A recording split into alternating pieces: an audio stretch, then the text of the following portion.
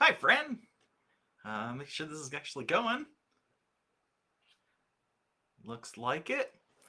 I am. Hey! Hi, friend. I am Jeremy Tank, and if you are watching this, I am your brand guy. What does that mean? It means I'm trying some new stuff out today, so bear with me while I do this. It means that I am the guy that you can ask about your brand and about branding and about websites and logos and the words to use to convey what you do with the world. And it looks a couple different ways depending on who you are, what you're doing with your life, and how you're growing your business. But pretty much everybody at some point reaches a stage where they need to grow and they need to take the next steps of their business. And in order to do that, it's sort of the same recreation process that we do when we imagine ourselves and vision something forward and sort of embrace that and step forward in that. So what does that look like? Well, that looks like, if you're Starbucks, that looks like changes every 10 years or so to really refine the look that you're going for, making it simpler, making it more iconographic. Or maybe you're a company that's even bigger. Well, I don't know, they're probably both huge. But it's about clarity. And when you're trying to create a brand, when you're trying to create a visual, when you're trying to create symbols, that's because that's what this is, symbols that really resonate with people, you need to simplify it because people need to have simple symbols. That's pretty much what it is. So I'm here today to talk to you a little bit about your brand, a little bit about other perspectives that are out there, because I have this weird sneaking sensation that there's an FBI agent listening on my phone. And I swear, half the time when I say something or do something, my phone pops up and it's like, oh, here's a couple of ads, just what you were thinking about. Now, I don't know if that just is happenstance or if that is something that happens to you. And maybe it happens to you too. Is your FBI agent listening? Because what I find is that as soon as I mention something out loud, as soon as I say something or I'm talking about it with my wife around the house here, and I start to try to put it into words, somebody else comes up with the same concept and shares it out. Let me give you an example here. Paying clients first, branding, logos, and headshots later. Scott Jansen, great coach, really teaching the health providers, the coaches, the consultants, NLP, RTT, CBT. He's kind of teaching people how to market online, how to talk about the things that they do online, and he's saying, get your paying clients first. Don't worry about branding until the next step. And really, I agree with him. And that's kind of crazy because I'm sitting here telling you I'm the branding guy and I agree with him.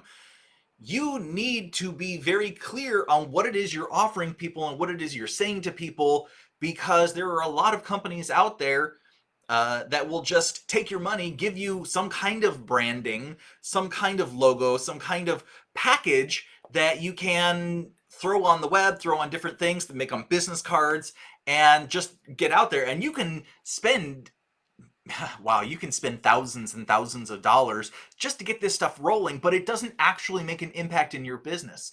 If you focus on the very first thing, which is talking with people, sharing with people what you do and the impact that you create in their lives, you are making a stronger foundation for them in every step that they make. And Scott actually had another one a little bit later. The FBI agent pops it up right in my feed every time. Clients are not looking for a coach, a hypnotherapist, NLP, or RTT. So marketing yourself as one of these things is a waste of time. And I'm actually going to go a little bit further and say marketing yourself as any of the thing that you're selling is not the way to do it. You are missing the intrinsic value in the things that you offer outward and the things that you do and the things that you share. When I go to Discount Tire, which is just down the road, I go to Discount Tire when my tires are low and they will fill it up for free. I go to Discount Tire when I've got a gap in the hole in my tire, and I know that the tire is the thing that they sell. But by doing these air fills, by doing hole checks, nail repairs, all sorts of extra things, They're not selling me tires. They're selling me reassurance. They're selling me peace of mind. They're selling me comfort to know that I can go to them. And frankly, I'm in their system. Once you're in their system, you're in a system. And that seems to be across, the corporate boundary these days. So if you market yourself as just the things that you do, you're missing an opportunity to talk about the transformation you really create in the life. The thing that's missing, the thing that, I talk about this a lot, the point that gets people from point A to point B.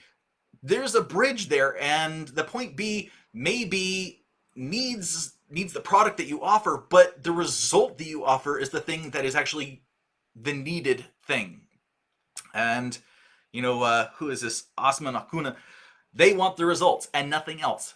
That's the point. People are living their lives like you and me, and we're not thinking about branding. We're not really thinking about marketing. We're thinking about, where do I get my next client?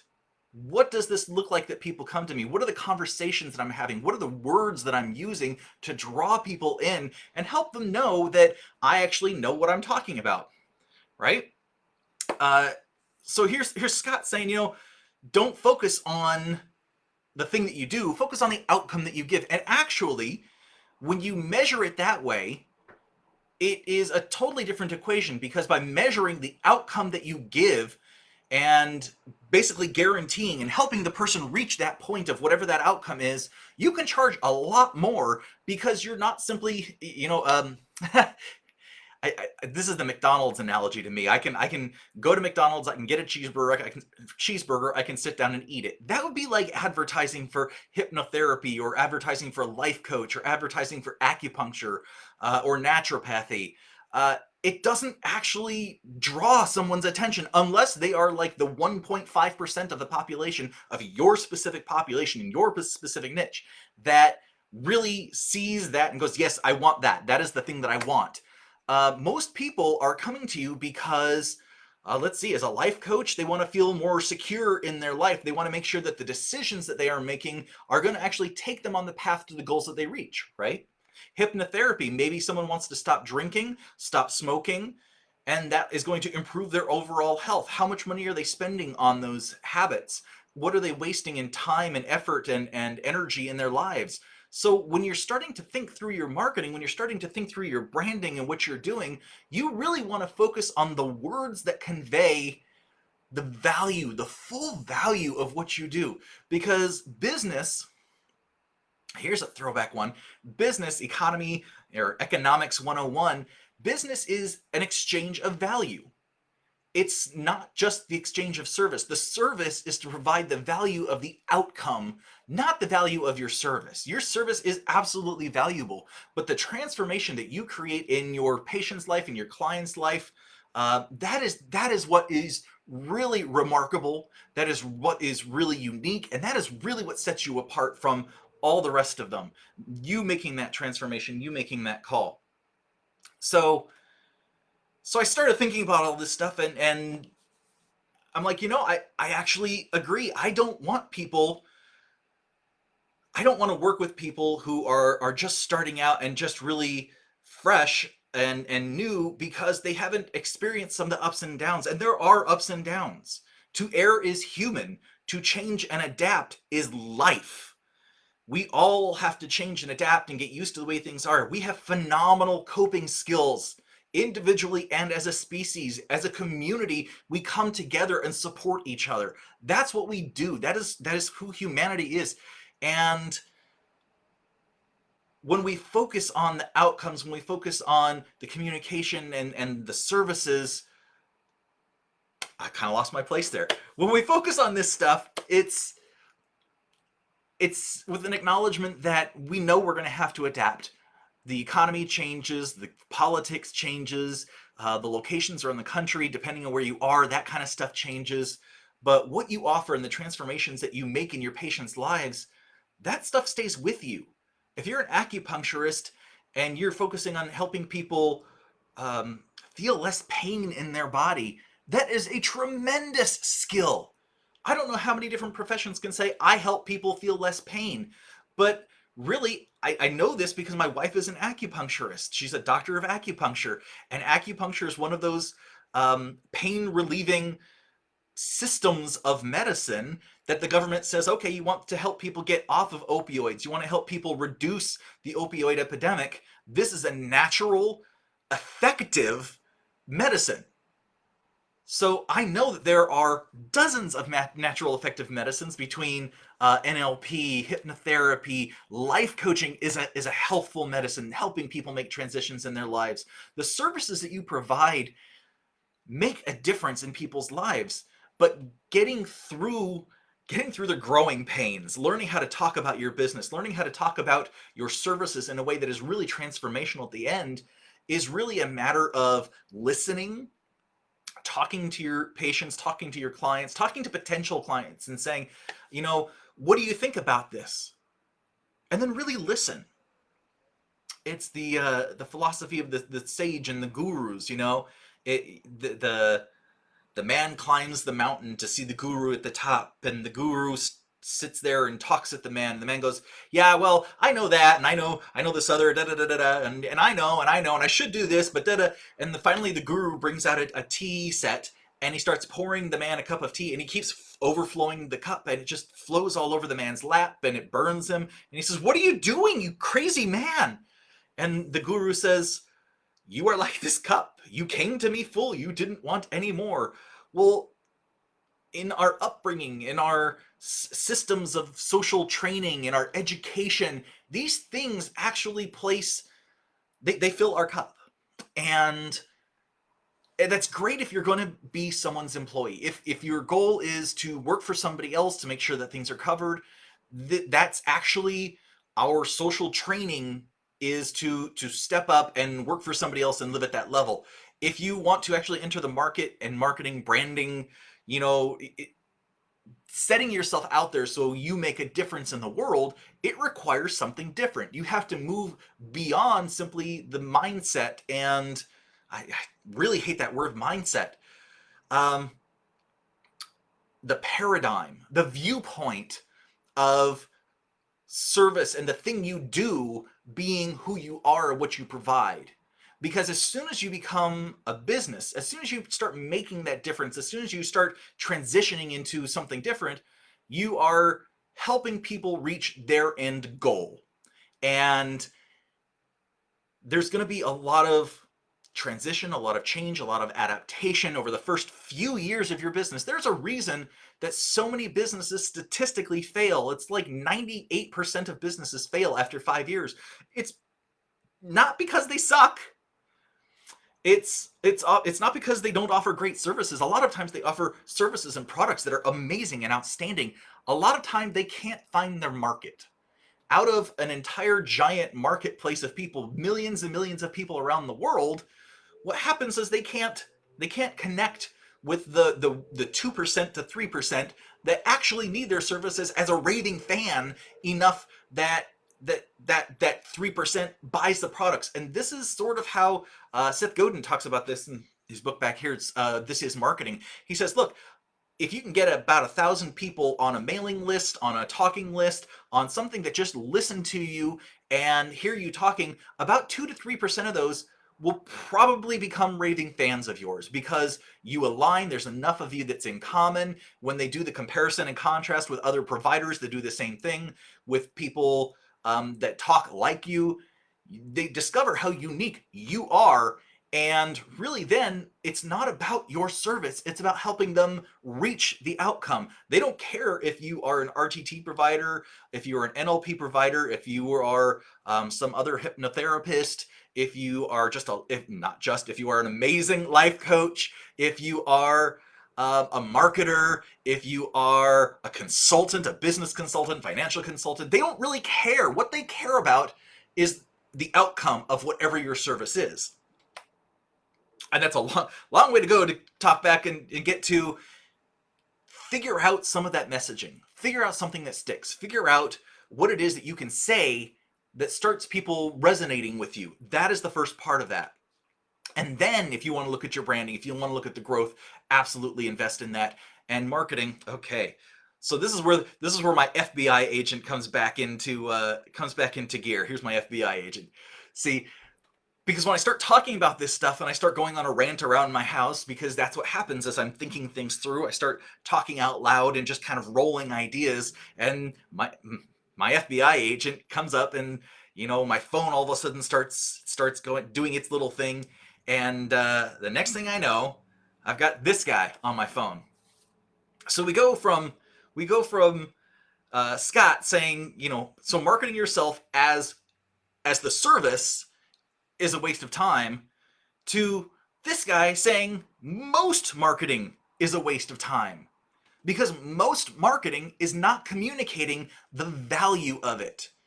And oh gosh, what's that book? Where's the creative strategy? The business of creative strategy back here. Great book. He gosh, what is that guy's name? I'm so sorry.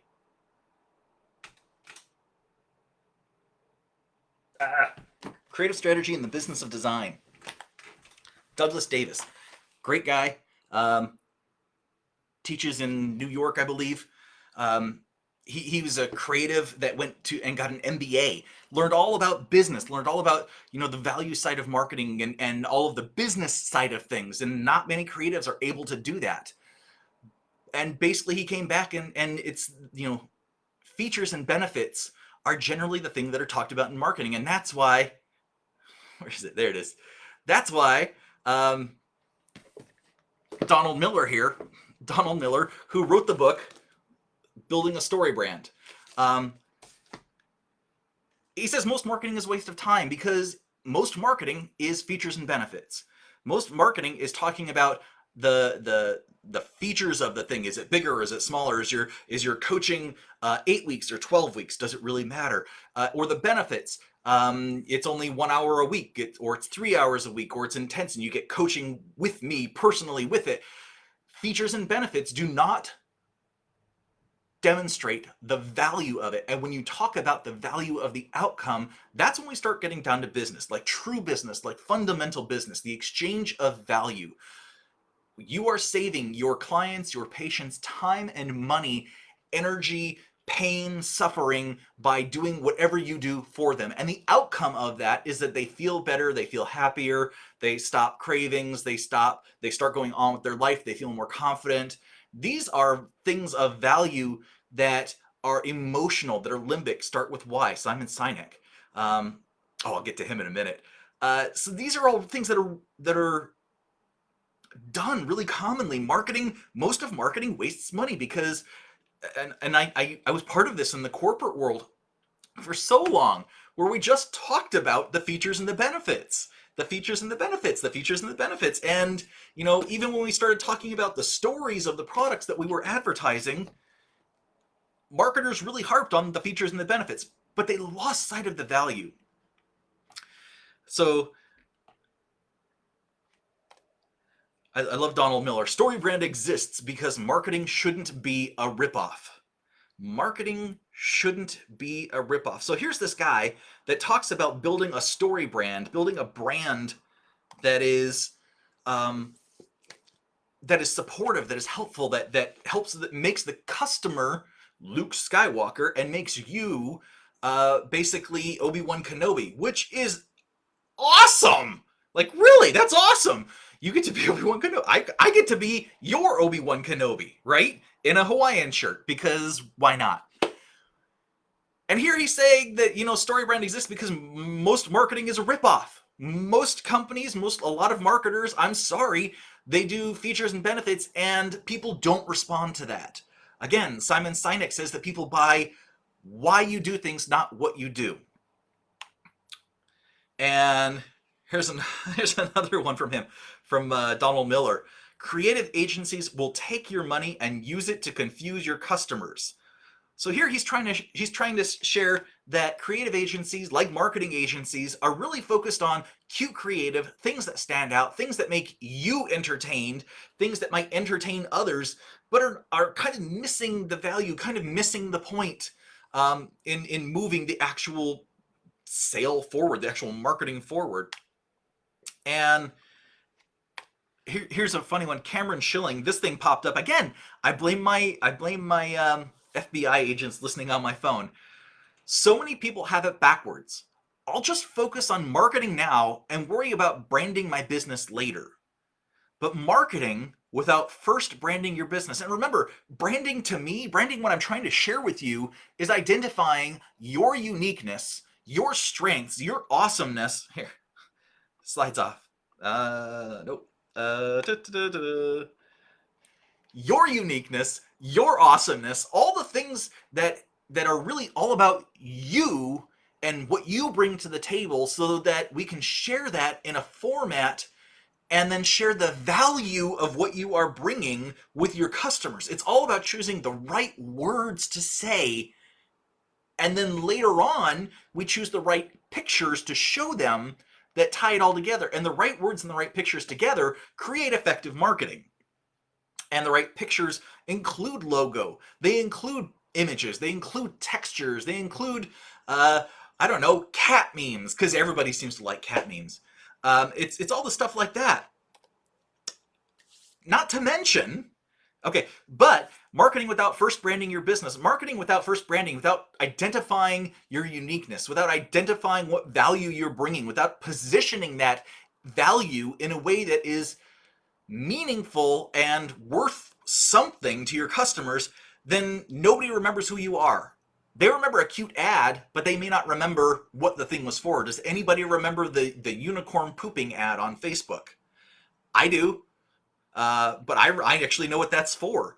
Harmon Brothers made that ad for Squatty Potty, and it was a very effective ad because it covered a lot of stuff in a cute way. It shared the value in a cute way that was not slightly offensive, just slightly offensive. The customers don't get the buying experience they desire because branding thinks of the customers and what they need and the different steps that go through that to create an experience that is emotional and draws them in and gives them support and helps them through a user journey, a user experience. So without first branding, then you're just sort of, you have to create more systems on the back end. Because if you market, then you have to have your landing page and the funnel and all these different things that piece it together. If you know what you're saying and you understand the value you're bringing, and the value is very specific, if you can't figure out the niche in the market that you're going into, then the niche in the service and how you provide that counts. Any way to just narrow that down so that who you're speaking to and how you're speaking to them are meaningful to them. So Donald Miller, I love this, and you can see this at the bottom of the screen. He's got this great 3 series of steps on ways to improve your website, improve your messaging, and a lot comes down to buy the book, right? Because he's the guy with the book, so he wants to sell his book. But here he says, if you know, what will life look like if you know exactly how to talk about your brand? So again, we're coming down to the words that convey to your customer the value that you share. And when you get the words right, your website will create more sales. Your elevator pitch will create sales. You will become a marketing ninja. Customers finally start responding to your brand and revenue will grow. Now, paying clients first, branding logo, not opposed to one another. Because what Donald Miller is saying with all of his help that he gives for free online, honestly, I also recommend reading the book. It's a great book. But what he's saying is that figure out your words, test them with people, follow his structure of the hero's journey, the classic Luke Skywalker storytelling kind of journey. When you do that and adjust it and adapt and change with that, then you will start getting clients just from talking to them, just from expressing. And when you get some of those guys in the bank, then you can work on your branding, your logos, all that kind of stuff. Because at that point, you understand you are not marketing yourself as one of these people. You are marketing yourself as the solution, the result that people want. And that's what he's trying to get to. And then the last piece from Donald Miller is really, it's a neuro-focused kind of behavioral marketing, neuroscience sort of thing. He says, people want communication that helps them survive and thrive. That's what the limbic brain does. That's what our body does. That's how our all of the trauma before the age of 10 that is training us how to be in our society, how to behave in our society, how to stay in frankly, our little cages in society, our mental cages that keep us locked in. That's the mindset. It gets locked in there and kind of we're trapped. To move us forward, our bodies, our minds have to work together to get us to survive and thrive. Survivalist fight or flight mentality. So what that means is that when you approach people, this value that you're providing them has to be wrapped around the idea of them surviving and thriving, either emotionally or physically or service-wise, something that they do that helps them survive and thrive.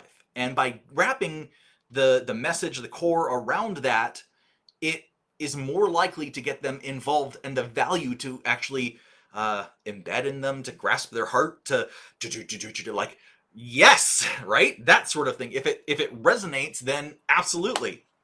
The other thing is that do so in such language nobody has to burn any calories to understand you. See, I talk about laziness being an evolutionary tactic because the brain burns thousands and thousands of calories, and if you are sitting there thinking extra hard every single day, you are burning thousands and thousands and thousands and thousands of calories, and it's exhausting by the end of the day. So when you put words and text and tons of copy on a website, on an article, on brochures, people skim it, skip it, don't even read it because it burns too many calories. And I've got another book back here, Don't Make Me Think. Steve Krug is the author of that one. I highly recommend that. That's all about don't make people think. Don't make them think too hard. Guide them through the interaction. Guide them through what they need to do to work with you to get the value that you are providing. Now, this is a lot of that user journey stuff again, and you have to understand who your customer is to be able to think this through. You have to understand what's important in their life to take each step and help them get the value, the full value that you're offering. So I started putting this whole thing together and thinking it through and really going, yeah, I love this. And I couldn't wait to share it with you guys because all the books say the same thing, and everybody online is I don't know, don't market, don't marketing sucks, branding sucks. Like I feel like when I go online, the viewpoint in this stuff is very much figure it out yourself, or hire your coach, or join our group, or do all of these things. And my man Simon Sinek, love that guy, summed it up really well. And it's not about walking in and knowing everything.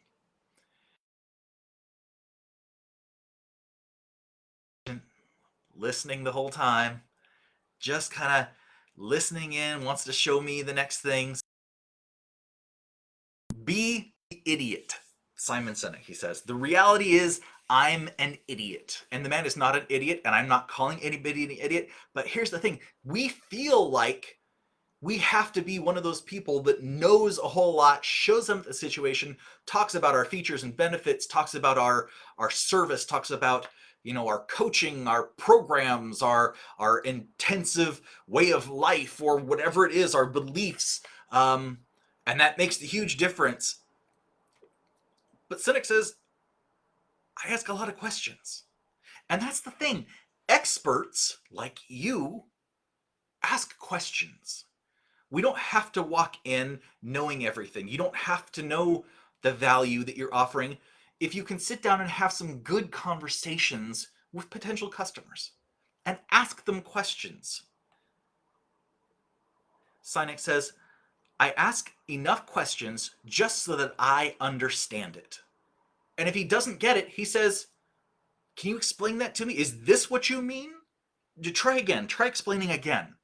Because the thing about an expert, the thing about you, is that you know your process. You know your services. You know the things that you know. But to grow, you have to share that and change it and transform it and talk about it in a way that easily transfers to somebody else. And I started out, I wasn't a very good question asker. I honestly believed that when people talked to me, the pictures in their head matched the pictures in my head. And I know now that's way not true. Definitely not true. And I read this great book, The Coaching Habit. I feel like on each one of these casts, I'm just going to bring 3 books and we'll figure out a way to talk about each one. The Coaching Habit. Say less, ask more, and change the way you lead forever. Because experts know their process. They know their work, they know their stuff, but they don't know everything. And it's up to you to be curious. It's up to you to open your mind and to ask the right questions and to help someone, well, honestly, help see where they are and if it fits with what you're doing. And then to move forward, you kind of have to help them picture where they want to be. And then once you see that, and once you confirm with them that that's what they want, and once you can confirm with a couple other people that that's what they want, then you can take the next step. And the next step is just offering your service, but offering it with value as the service, with value in the text through marketing, with value through everything that you're doing. Because, throw back to this guy, clients are not looking for the services themselves. Honestly, I don't want to join any more groups. I don't want to join any more teams. I'm overwhelmed with the type of marketing that's going on these days just to get people in line with things. And that's the reason I'm just kind of sharing this out here, because I don't like the way that things are done these days, and neither do most people. And it's a reason that Apple and Facebook and Google are all in this war about privacy online, because most people have been tracked all across the web so that they could be marketed to and advertised to more effectively. I don't think that's not really even harping on value. That's just harping on opportunity and time and relative proximity of closeness. I mean, honestly, a lot of times that's what it is. So anyway, Sinek. So this guy, be the idiot. I love this. I love the idea of be the idiot, because I don't mind playing an idiot sometimes. I don't mind having that role and walking in and pretending I don't know enough so that I can get everything fed to me so that I can actually understand what's going on. And it is so super important, because you need to be the expert in your business. You need to be the one carrying your process, your thoughts, your value to your customers through all of your communications. And the way that you do that is really by talking about the value that you provide. And for branding, the value that's provided is this reputation building, positioning, value building concept that you can do it after marketing, but the marketing, it may not represent you, and it may just be throwing away a ton of money. So I like people going through some of the struggle to figure out the value that they're presenting and how they're presenting it so that we can have that conversation. It's easier to build when you have 2 blocks than no blocks, right? If you talk with people and understand, what they're trying to get to or why they might need your service, then you're building blocks in your brain that say this is the value I provide, and it's easier when you start with something than nothing. Okay. So the last bit is that from that book, The Coaching Habit, I went ahead and put together the magic questions for clarity. These are some of the questions in the book that help that really just help you move forward when you're talking to somebody. And this is pretty much the sales process for a lot of groups, a lot of coaching, a lot of these things. It's very much, what are you experiencing now? What do you want to experience in the future? How do you see the experiences you're having now impacting that future? How do we transition out of that? What are the challenges you're seeing? Like, these questions should be very familiar with you, because these are the standard questions in helping experts understand what people are doing, where they are, and how to move them forward. So if you want this PDF for yourself, just comment questions down in the comments, and I would be happy to send you a PDF of it. On that note, so this is a whole little thing I'm testing out at the moment. It's called mm-hmm. Mm-hmm. And it is just an audio presenting program that allows slides and things to come in and out. It's fun to play with. I'm going to see if I can do some more with this and make some real cool presentations here. And in the meantime, I hope you have a wonderful weekend. I hope you enjoy yourself. I hope it's beautiful weather where you are, and hope you just have a fantastic day, because I think you deserve it, and we all deserve it. Take care. Bye.